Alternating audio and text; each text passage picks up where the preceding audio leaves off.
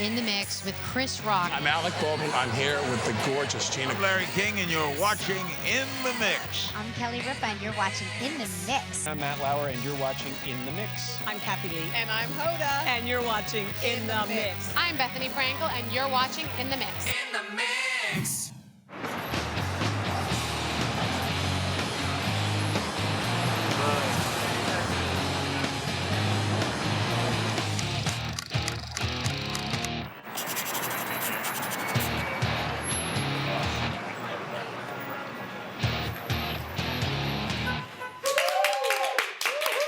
Welcome to this episode of In the Mix here at the legendary Cutting Room 32nd and Park Avenue. I'm Gina Jordan. Now we're kicking off this episode with our Artist of the Week, Ginger Wildheart from the Wildhearts.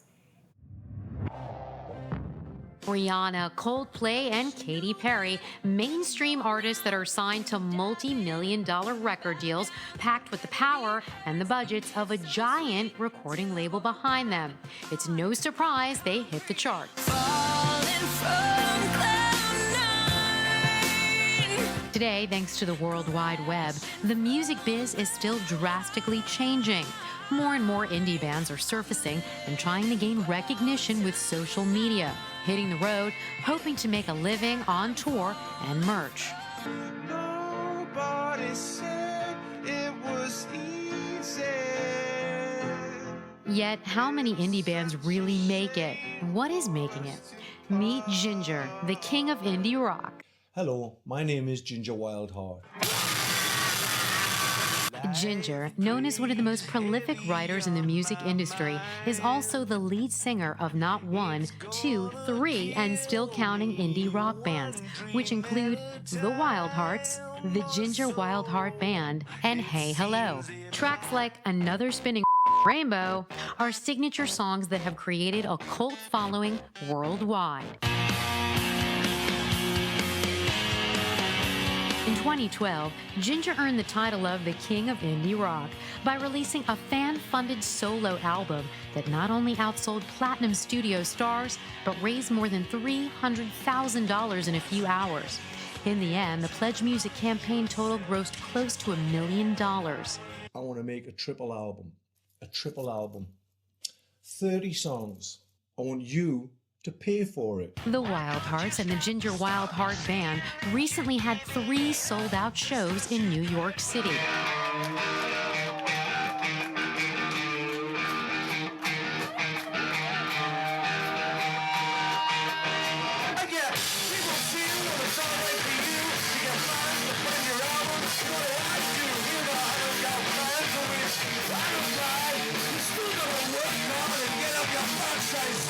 The best part was when ITM caught a heartfelt moment on stage. Fans went wild when Ginger brought his son Taylor center stage to perform How I Survived the Punk Wars. The newest addition to our band, I'd like to bring on stage my son Taylor, who actually appears in the video for this song. And he's going to play some punk rock clarinet for you now. And he's going to sing the words.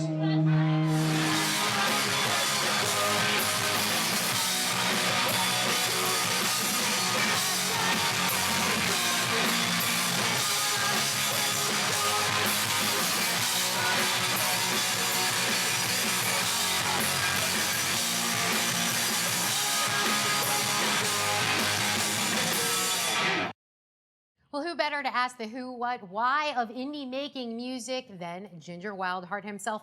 L's and G's, put your hands together for Ginger Wildheart. Well, thank you so much for being here with us today. Thank you for that. That was great. So 3 sold-out shows in New York City. It's always great to play in New York because you're in New York. It was a bit of a magic. I don't know. It was special. That moment, I think, was a magical moment. To bring Well, How my old is little your kid. son? Taylor's He's your 4. son. He looks older than 4. Yeah, he acts older than 4. He acts older than his friend. I Very think it's because composed. we don't talk to him like he's, backward or anything. Like people sometimes talk to their kids like there's something Like wrong baby with them. talk, like, You know what I mean? How many times have you done that where you brought him up on stage? Twice this is. He got up at a festival once with my other 2 kids. I've got another 2 kids. but this is his first solo appearance. And he actually named Hey Hello. I think it's fascinating how you have the Wild Hearts and Hey Hello, and then the Wild Hearts band. Break it down for me briefly. Just, you have 3 bands currently, 4 bands. Yeah, for now. Break it down for me, those 4 bands. One is the solo band, where I get to make music that is a bit more eclectic than the Wild Hearts. That's called the Ginger Wild Heart Band. Then the Wild Hearts is the noisier side of me. They've been going for a while, and that one pays better. Then we've got Hey Hello, which is brand new. We've just done the video for that.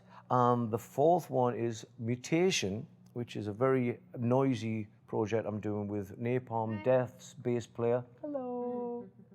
That's not him, by the way. That's just some guy. I don't even know who that is. The Wild Hearts. I mean, you have this cult following. A lot of men. We've got women as well. You have women as well, but you've got a lot of men that are into it, and they know all the lyrics. Lonely men. They literally like stand there and chant. They sing the lyrics with you every single song. Well, when I was a kid, things were like sing-alongable. So it was an element that I always thought should be in a chorus anyway. So I kind of just, used that as part of my writing style. And when people started singing along, I never really paid much attention. That's what you do, you sing along. And I think that's what people like about Wild Hearts gigs and other shows of mine, is it is a community in there. Everyone does kind of, they've got each other's backs. We've dubbed you the king of indie rock. So studio deal versus the indie, what do you prefer? It's much better doing it this way because you control it. There's no way that a record label would let me release the amount of records I want to release. Something that we do here on the show, which is a lot of fun, is called Memory Lane. Woo! We're going to take you down a little memory lane. You want to go to the first photo? No. Tell us about this photo. I'm on acid. True story. That was just before I discovered the Ramones' first album, and they all look like me. Well, as you can see, I've got a Joey Ramone haircut there. Very handsome. No, I don't know. I like you with the long hair. It was one of those turning points that was kind of roundabout where I decided that I was definitely going to do music for a living. That's the Quireboys. That was the first band I got sacked from. I actually joined the band because they were playing, supporting Guns N' Roses, and I couldn't get a ticket. So I met the singer and convinced him that he needed a second guitar player so I could get into the gig. And a year and a half later, they fired me. But I was behaving pretty badly. They were managed by Sharon Osbourne. And so I got to know Sharon before she was famous for being Sharon Osbourne. She wanted to keep me in the band because she was obviously used to bad behavior. And I promised myself that I would form a band and do just as well. And so I formed the Wild Hearts. And the Wild Hearts did really well, really quick. And when the Quireboys came back from conquering the world, they said, how does it feel that there's another band called the Wild Hearts doing really well? And I'm like, I think that's my band. So it was nice to rub it in the nose just a little bit. And what's the next photo? Oh, God, these pictures. Yeah, the Darkness are old friends of mine. The Darkness is what gave some exposure to the Wild Hearts. Yeah, we got them as a support band when no one would touch them. After that, they supported Robbie Williams, and then, the whole world just opened up for them. But they were humble and nice enough to repay the favor by getting us on the tour with them when they broke the world, and they're still repaying us. They're very, very nice, humble chaps. Okay, so what's the next shot? Oh. Let's say hello. This is Hey Hello, the project that I'm doing with Victoria over there. Victoria. That is by Frank Kozik, and as you can see, he's pretty amazing. And he also did a Nirvana cover and an STP cover? Yeah, and the Melvins and Offspring, I think. He's most well known for the Smokin' Labbit, them little things with the rabbit with a cigarette in his mouth. Talk about the process of making the Hey Hello first album. Originally, I was going to sing and play everything, and then I decided on my dream album, Victoria's going to sing. So I recorded all the music, I did my vocals, sent it to New York, and Victoria put her vocals on in New York. Recipe for disaster, potentially, but it worked really, really well, and now it's being released on The End Records. The music business has changed drastically thanks to the World Wide Web. How has that affected you when it comes to creating music? It's turned it right upside down. I was kind of starved out of doing this, really, by the restrictions forced upon you by record labels, and I thought I was going to have to quit. until we did the 555 album, and then the fans came to my rescue and enabled me to continue. I mean, all of the Wild Horse music that we recorded don't belong to me, which is kind of one of the more criminal aspects of the music industry, to steal your stuff for the rest of your life. It's kind of like yours, you know? How does your son inspire you, your youngest? Your children in general, and then your youngest son. How has he changed your life? Well, he's just given me a reason to do it properly and get good at it. So I'm not going to embarrass him. Also, to leave a good legacy and to make him believe that if there's something you want to do, you should just follow it with all of your heart until you actually are doing it. Did you ever think of this is what's going on in the industry and you would do the opposite? Or this is what's going on, so I should go in that direction? Do you ever think like that when it comes to creating music? No, that's a wrong thing to do, because you're always going to be too late for the party if you try and chase trends. Are you going to be performing anytime soon? I'm going to be performing with the Wild Hearts, doing our 20th anniversary shows in the UK, and then I'm going to go and record another album in August, and then probably write another album at the end of the year. So log on to gingerwildheart.net and find out about all the different projects. Hey Hello, coming out July 23rd with their new album, their self-entitled album, Hey Hello. Thank you so much for being here, sir. It was an absolute pleasure. Everybody, let's give it a round of applause. Well, still to come, we've got Julianne Moore, Alexander Skarsgård, and the leading indie lady, Zoe Kazan. Don't move. Woo! In the mix. You've made Atlantic Honda in Bayshore one of the top Honda dealers in America. Prices are fantastic. So we're giving back to you with our huge customer appreciation event. Right now, lease a 2013 Civic LX 4-door, just $99 a month, or lease a 2013 Accord Sport 4-door, just $155 a month. This surpasses anything we've ever experienced in other Honda dealerships.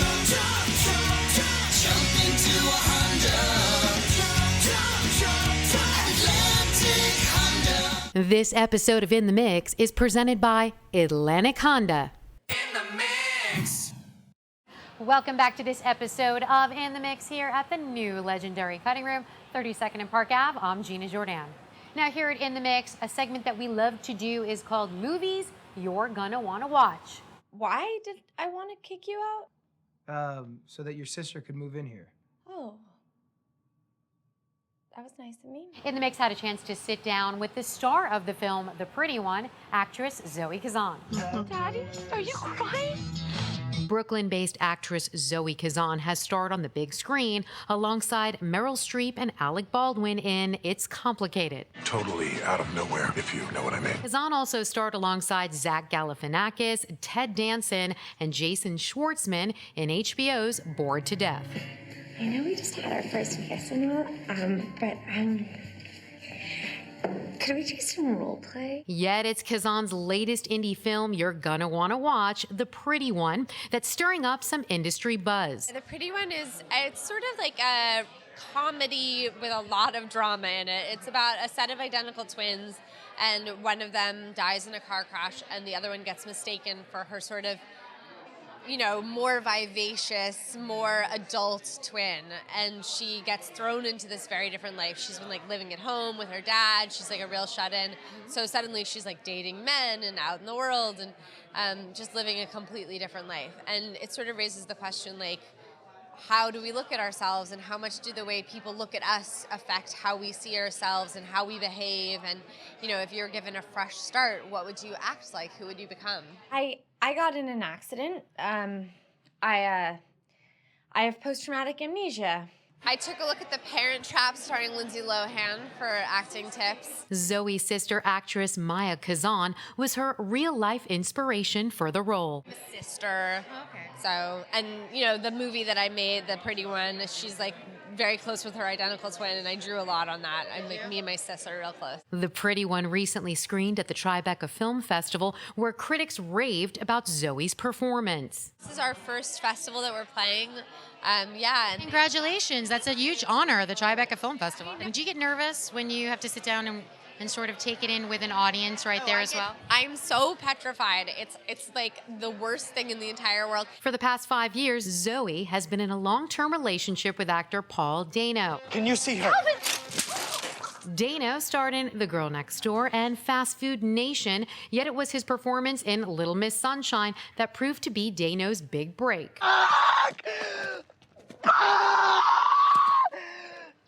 Zoe and Paul recently worked together in the film Ruby Sparks. Kazan didn't just star in the film, she wrote it. People don't appear out of thin air. She did. How? I don't know how. I've just been trying to be as creative as possible. Last year I shot 4 movies and I didn't have any time to write. So this year I've been really trying to take that opportunity. I don't think this experiment is going to work for me. There has to be space in the relationship. Otherwise, it's like we're the same person. You're in a relationship for a long time, so she doesn't need to sell herself. Okay, how many years have you been with your man? 5.5 years. A long time. You're still in love, just like day one? It's so different. It's like, you know, at this point, he's like my family, you know. It's really different. I feel like I have a partner. All right, it's all downhill from there. As soon as you start saying they're your brother, no. No, not like that. I mean, know I'm teasing. We've made like a new unit. I missed you in bed last night. Did you get some good writing done? You know, my boyfriend's an actor, Paul Dano, and he and I have both been away from each other for work for big chunks of our relationship. And I actually think that helps it like stay fresh, weirdly, to have like these periods of time where you miss each other a lot. Relationship tips with Zoe. Have some distance. I have no tips. My tips are like get a bigger bed. Zoe revealed how both of their demanding schedules can get in the way of quality couple time. Paul's been in Atlanta shooting this movie Prisoners with Hugh Jackman and Jake Gyllenhaal. I lost him to the boys. Yeah, that's a boys' club, too. Bro out and drink tequila and eat food. Kazan is a busy lady. She doesn't plan to slow down anytime soon. In fact, her latest film project, she co-stars alongside Harry Potter actor Daniel Radcliffe. Yeah, she's been fantastic. Just like a dream to work with. I mean, she's so much fun. She's so excited to be on set. Zoe is absolutely amazing. It was an absolute pleasure being with you today. Bye. Now, still to come, we have more movies you're going to want to watch starring A-list actress Julianne Moore and True Blood star Alexander Skarsgård, who are in an indie film, What Macy Knew. Now, these actors are in a role that you've never seen them in before, so don't move. In the mix. You've made Atlantic Honda in Bayshore one of the top Honda dealers in America. Prices are fantastic. So we're giving back to you with our huge customer appreciation event. Right now, lease a 2013 Civic LX 4-door, just $99 a month, or lease a 2013 Accord Sport 4-door, just $155 a month. This surpasses anything we've ever experienced in other Honda dealerships. Jump into a Honda. Atlantic Honda. This episode of In the Mix is presented by Atlantic Honda. In the mix. Welcome back to this episode of In the Mix here at the legendary Cutting Room. I am Gina Jordan. No, this is not a game, Beal. Come on, baby. Daddy's not going to pick you up anymore. I'm just going to pick you up, okay? Are you okay? It's okay. I'm only her father. Next up, Julianne Moore and Alexander Skarsgård co-star in an independent film, What Maisie Knew. Now, the two of these actors are playing roles that are complete departure from anything you've seen them in before. True Blood superstar Skarsgård makes an impressive transition in this next film you're gonna want to watch, What Maisie Knew, a modernized adaptation of the 1897 Henry James novel. Alexander goes from ruthless vampire to Lincoln, a doting father figure. Someone is sick today, so I'm gonna have to go in and work, probably. I could go with you again. What Maisie Knew is the story of a little girl caught in the middle of her parents' ugly divorce. I'm not taking her. I'm not taking her. They gave her to me. Maisie is played by newcomer Onada April, who delivers a stunning performance that's getting tons of attention and rave reviews from critics. My father married my nanny, so Court made my mommy get married too. I felt like I was with you in the journey of on camera, falling in love with a child in a way and having that relationship with a child and I is think so that's special. what I liked about Lincoln when I first read it. There was something, first of all, very sweet and innocent about him, and which is so not you, Alex. I'm not sweet or innocent at all. Skarsgård admitted the special connection he developed with the young actress was surprising and affected his own expectations about being a father someday. He doesn't take care of himself very well. And he's kind of lost in the beginning of the film, I think. And then because he marries Julianne Moore's character just because she's like, this is the only way I can get custody of my own child. And he does it out of kindness in a way. Mm-hmm. but she's never there. She goes on tour. She's this rock star. So he ends up, in a weird way, stuck with this kid. But that is a blessing in disguise, because he, like I said, he falls in love with her, and he's like, how can these parents be so focused on their egos and fighting each other and neglect their child? The most basic thing in life is connecting with a child, and when you do that, because it's happened for me with my niece, when that happens, it changes your life. It almost makes you realize there's more to life than being all about you and being in your head. I think he's got a purpose, that he hasn't had before, and she kind of takes care of him in a way as well. And I think that obviously means a lot to him. Alex admitted after he accepted the role as Lincoln, he was nervous about which young actress the producers would cast as Maisie. That was until he met Onata. I can't do it. You do it. It's your drawing. When I read the script, Onata wasn't attached, and I thought it was a really great script and an interesting role, a character that was new and something I never played a character like Lincoln before. And I was a fan of Scott and David's. I'd seen Deep End, thought it was a great film, and but it was all, just the title, What Maisie Knew. It's all about Maisie, and she's in every single scene of the movie, and it's her emotional journey in a way. And so it doesn't matter how great the script is. It doesn't matter that you have,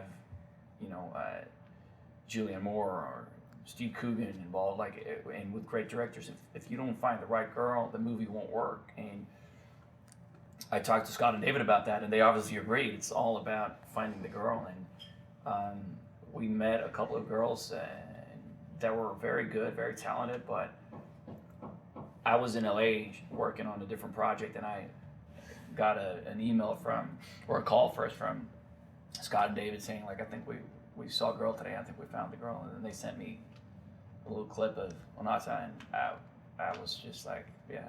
She is. It was just something like that energy. So when I flew out to New York, and like Onata said, that was the first time we got to meet, and I was nervous. I was excited because I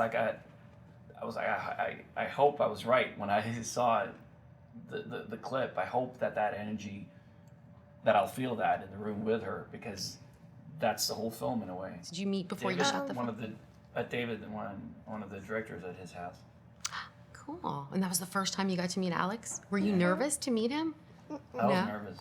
Did you have to do something specific together, like before you guys actually shot together? Did you guys hang out? We when we were making a castle or something, we did that, and we made pop-up people, like we drew people, and then we get them out.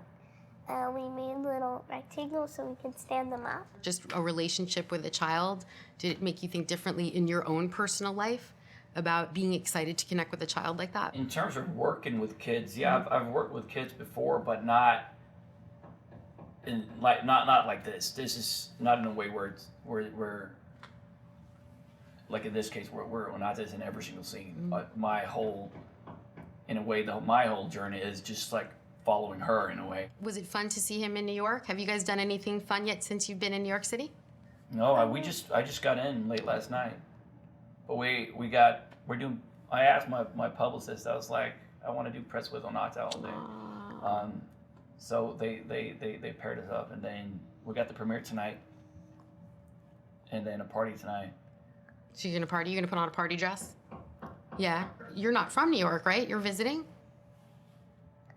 I love how she looks at you. You guys definitely have that magical relationship. So, is she from New York? Yeah. You are from New York. Okay, you can say that. You can say, lady, you don't know what you're talking about. I'm from New York. You can still experience the ruthless side of Skarsgård, starring on season 6 of the hit HBO series True Blood. We have nothing to negotiate with. We have nothing to fight him with. Yet, it's Alex's potential role in the upcoming remake of the epic film Tarzan that will have fans screaming out for more. It would be easier if we didn't feel the need to fight. If we just let go. What's the potential damage? Severe. If that's not enough Skarsgård for you, you can also catch Alex in theaters right now, starring in The East alongside his rumored new girlfriend, actress Ellen Page. Who is she? Welcome to the East, Sarah. have something planned for us. Speaking of love interests, Skarsgård's on-screen lover in What Maisie Knew was played by actress Julianne Moore. Hey, you want to come in the booth with me while I sing? Okay. Come on. In fact, Moore is a 4-time Oscar-nominated actress for playing tumultuous mom roles in several films such as Boogie Nights. I'd like to say hello. I'd like to say hello to my son, and that's all. Chloe. I didn't ask you to do that. And The Hours. What Macy knew is tears. I know. Tears. It's such an incredible film. Oh. Yet it's Moore herself that admitted her tear-jerking performance in What Maisie Knew as a tumultuous mom and pop star on the road was a first-time and challenging experience for the veteran actress. Was it fun? It was fun. That was actually my attraction to the film. I'd never played a rock star before, and I was kind of interested in that, you know. So it was fun and certainly a big challenge for me.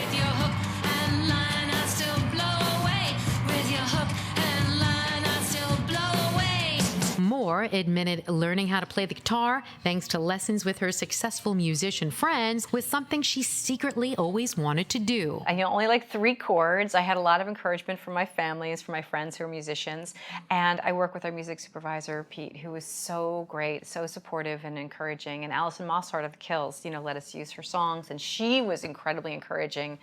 More than I deserved, honestly. She was just, so it was a fun experience for me. Moore says one of the scariest parts of creating this film was performing live in front of an audience. We sort of faked the audience too, so there was like the crowd was 4 people deep or something, is how you kind of move the camera around.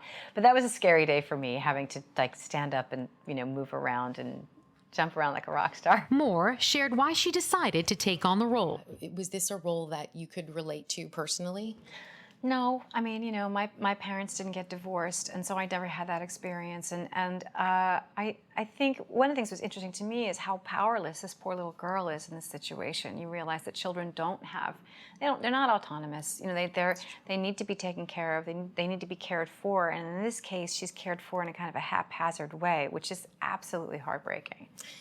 It was really heartbreaking. Onata did such an incredible job in this film. She really did. Was. She's so lovely, right? Such a lovely young actress. So kind of open and curious and bright and trusting and very loving and seemed to really enjoy the work. And we tried to make her feel as safe and as comfortable as possible. What made you choose the role?